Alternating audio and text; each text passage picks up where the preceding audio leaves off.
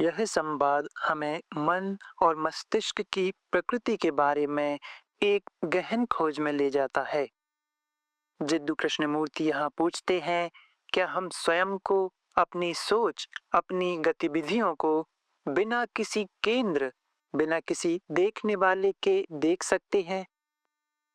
क्या मस्तिष्क ही मन है या मन मस्तिष्क से परे कुछ है?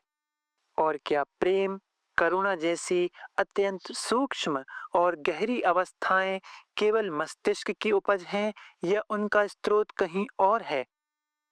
इस अन्वेषण में कृष्णमूर्ति केवल बौद्धिक उत्तर नहीं मांगते, बल्कि श्रोता से अपेक्षा करते हैं कि वह अपने भीतर जाकर स्वयं इन प्रश्नों को छुए और देखे कि वे कैसे हमारे जीवन, हमारे संबंधों और हमारी आंतरिक स्वतंत्रता को आकार देते हैं।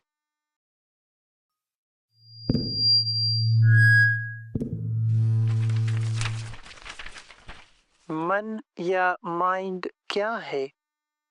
क्या यह कभी संभव है कि मन स्वयं को देख सके बिना किसी देखने वाले के? यह उतना सरल नहीं लगता जैसे बिना किसी केंद्र के फूल को देखना। मन क्या है?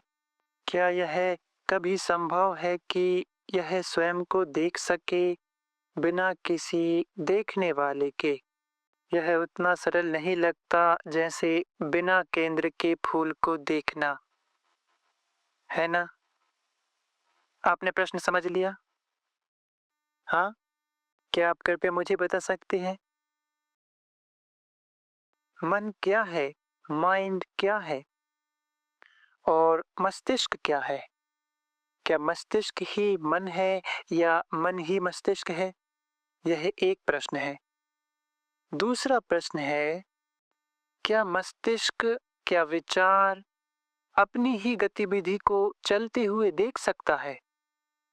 और तीसरा प्रश्न है, क्या यह कभी संभव है कि देखा जाए, निरीक्षण किया जाए बिना किसी देखने वाले के? ठीक है? तो इसमें ये 3 प्रश्न शामिल हैं। क्या आप इस विषय में रुचि रखते हैं? कृपया सर, मुझे प्रसन्न करने के लिए हाँ मत कहिए। मुझे कोई फ़र्क नहीं पड़ता, मैं उठकर जा सकता हूँ। मैं आशा करता हूँ कि आप रुचि रखते हैं। या नहीं, रुचि नहीं, आप इसके प्रति गंभीर या चिंतित हैं। क्या मन मस्तिष्क से अलग है? यह बहुत महत्वपूर्ण प्रश्न है। हमने इस विषय पर कई वैज्ञानिकों और अन्य लोगों के साथ चर्चा की है। मस्तिष्क हमारे सभी स्नायु तंत्रीय प्रतिक्रियाओं, नर्वस सिस्टम की प्रतिक्रियाओं का केंद्र है ना? यह सभी क्रियाओं और प्रतिक्रियाओं का केंद्र है। सिर्फ प्रतिक्रिया ही नहीं, बल्कि डर, ईर्ष्या, घृणा, हिंसा, दुख, अकेलापन, चिंता और अवसाद, पीड़ा, यह सब का केंद्र है। सही? यह समय और विचार की सभी गतिविधियों का केंद्र है ना महोदय? और यह मस्तिष्क स्वयं विचार, भय और पीड़ा द्वारा ढाला गया है। ये इस तरह से कंडीशन्ड है, संस्कारित है। और यह ज्ञान द्वारा, नॉलेज द्वारा भी ढाला गया है ना? आप ये सब समझ रहे हैं? तो यह मस्तिष्क जो इस पृथ्वी पर 3 से 3.5 या 4 लाख वर्षों से अस्तित्व में है, मनुष्य के रूप में नहीं बल्कि पशु के रूप में, और फिर धीरे-धीरे पिछले 1 मिलियन या 50,000 वर्षों में यह मानव बन पाया है। वैज्ञानिकों का कहना है कि यह मस्तिष्क 8,000 ईसा पूर्व से अस्तित्व में है, शायद उससे भी पहले। तो यह मस्तिष्क ढला हुआ है ना? यह एक तथ्य है। यह विचार समय द्वारा ढला हुआ है, कंडीशन्ड है, संस्कारित है और यह केवल सीमित तरीके से ही कार्य कर सकता है, पार्शियली, आंशिक रूप से। सही?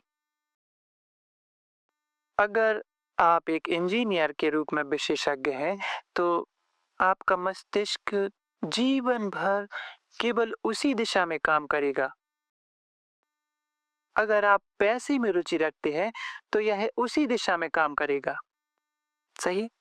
अगर आप एक विद्वान हैं, एक पंडित, तो आप जानकारी इकट्ठी करते रहेंगे और आपका मस्तिष्क उसी ज्ञान के घेरे में अटका रहेगा। तो यह मस्तिष्क अनुभव, ज्ञान, स्मृति अर्थात मेमोरी द्वारा ढला हुआ है, कंडीशन्ड है और वही स्मृति, विचार, समय है। ये स्पष्ट है। अब प्रश्न यह है, क्या मन मस्तिष्क के भीतर है? आप मेरा प्रश्न समझ रहे हैं? हाँ? क्या मन मस्तिष्क के भीतर है या मस्तिष्क के बाहर?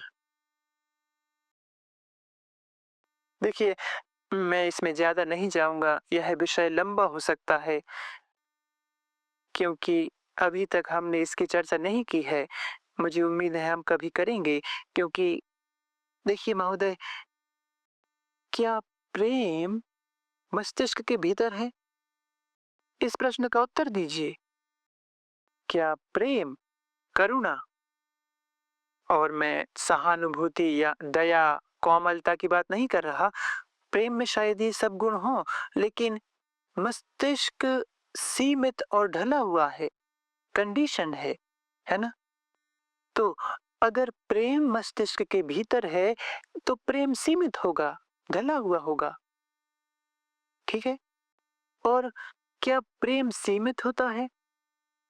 क्या करुणा जो अनंत बुद्धि, इंटेलिजेंस के साथ आती है, क्या वह मस्तिष्क के भीतर है या बाहर? नहीं सर, कृपया तुरंत हाँ मत कहिए। यह एक बहुत गंभीर प्रश्न है। किसी को इसमें बहुत बहुत गहराई से जाना चाहिए और यह केवल तभी जाना जा सकता है, मेरा मतलब है मस्तिष्क तभी जान सकता है अगर वह अपनी सीमाओं के प्रति सजग हो जाए, उनके प्रति अवेयर हो जाए। जब यह सीमाओं के प्रति पूरी तरह जागरूक होता है, तब यह पूर्ण स्वतंत्र होता है और तभी मन के पास मस्तिष्क से संपर्क करने की संभावना होती है, न कि मस्तिष्क के पास मन से संपर्क करने की। मुझे नहीं पता कि मैं यह सब स्पष्ट रूप से समझा पा रहा हूँ। थोड़ा बहुत? हाँ महोदय। हाँ, वास्तव में क्या आप सच में जानते हैं महोदय? आप जानते हैं इसका क्या अर्थ है? अपने दैनिक जीवन के तरीके को समझना, अपने दैनिक जीवन में सत्य और असत्य को देखना और यह देखना कि आपकी रोजमर्रा की गतिविधियां, आपका अस्तित्व कितना सीमित, संकुचित, सेल्फ इंटरेस्ट, स्वार्थ पर आधारित है और क्या यह संभव है कि इस स्वार्थ से मुक्त हुआ जाए और तब देखना कि क्या होता है, न कि कल्पना करना कि क्या हो सकता है। यह सब या तो वर्षों ले सकता है या आप एक क्षण में ही इसे पकड़ सकते हैं। यह बहुत गंभीर विषय है क्योंकि मन एक अद्भुत चीज है। यह सब उसमें ही समाया है। ये सब अस्तित्व में है। यदि प्रेम का अस्तित्व है तो अगर प्रेम, असली प्रेम कहीं है, तो वह अनिवार्यता संस्कारित नहीं है, किसी भी तरह से कंडीशन नहीं है। मैं अपनी पत्नी, अपने माता-पिता, अपने बेटे से प्रेम कर सकता हूँ, लेकिन उस प्रेम की सुगंध हमेशा वहाँ रहती है। वह व्यक्तिगत नहीं है।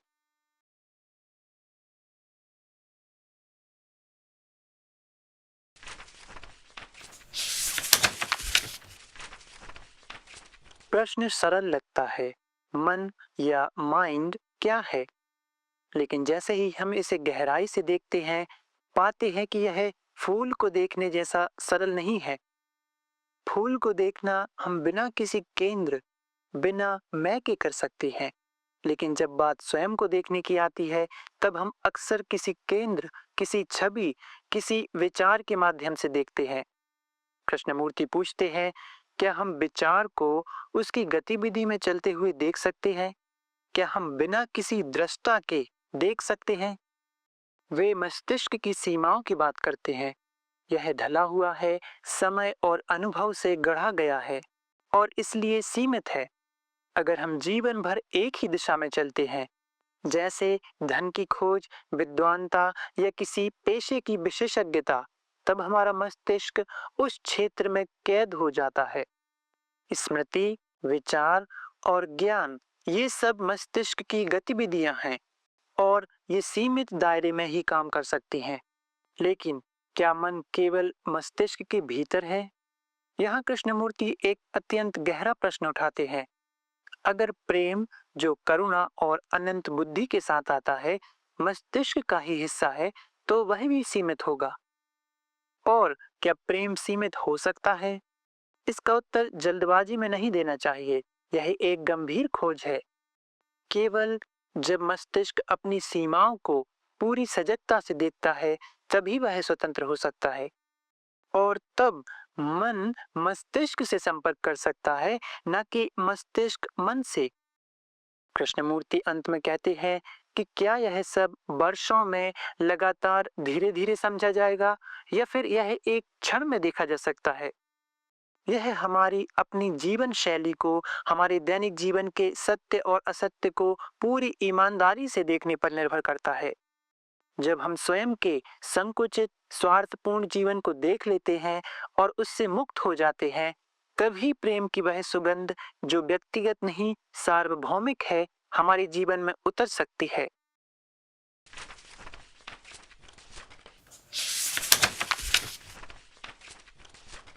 देखने की कला। कृष्णमूर्ति बार बार इस ओर इंगित करते हैं कि देखने का अर्थ केवल आंखों से देखना नहीं, बल्कि अपनी गतिविधियों को भीतर से बिना हस्तक्षेप के देखना है, बिना किसी विचार, निष्कर्ष या दृष्टिकोण के देखना। यह एक असाधारण कला है। मस्तिष्क की सीमाएं और मन का स्वरूप। मस्तिष्क, जो समय और स्मृति से ढला हुआ है, केवल सीमित रूप से कार्य कर सकता है, आंशिक रूप से। लेकिन मन, यदि वह है, तो क्या वह मस्तिष्क की सीमाओं में बंधा हुआ है या उससे स्वतंत्र है? कृष्णमूर्ति यहाँ एक सूक्ष्म भेद खोलते हैं। जब मस्तिष्क अपनी सीमाओं को पूरी तरह देखता है, तब ही मन की संभावना प्रकट होती है। प्रेम का स्रोत। अगर प्रेम केवल मस्तिष्क की उपज होता, तो वह सीमित शर्तों से भरा होता। लेकिन असली प्रेम, जो करुणा और बुद्धि के साथ आता है, वह मस्तिष्क के ढांचे से परे है। वह व्यक्तिगत नहीं, बल्कि सार्वभौमिक सुगंध की तरह है, जो हर जगह मौजूद हो सकती है। क्षण में देखना। आंतरिक परिवर्तन वर्षों में लगातार धीरे-धीरे नहीं आता। यह एक क्षण में घट सकता है। अगर हम पूरी सजगता से अपने जीवन के सत्य और असत्य को देख सकें, यह क्षणिक देखना ही मन की गहराई को छूने की चाबी है।